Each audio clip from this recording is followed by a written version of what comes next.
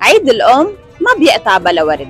اليوم نحن جينا على محل ورد لنشوف العالم ليه بيختاروا يقدموا لها وردة بهيدا العيد. باخذ ورد لماما ولتيتا ولأم رفيقتي لأنه أغلى شي عندي هن، والورد بيعبر عن كل شي هيك حلو بهالحياة.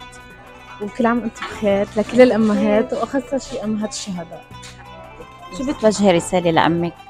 بحبها كتير والله يخلي لي إياها، ولولاها أنا ماشي اليوم. الحمد لله هلا كثير اقبال منيح، اذا بعدنا ما صارت الظهر بعد العالم ما ظهرت من مدارسها من اشغالها وصرنا يعني شايلين نص ضغطنا، فالحمد لله كتر خير الله.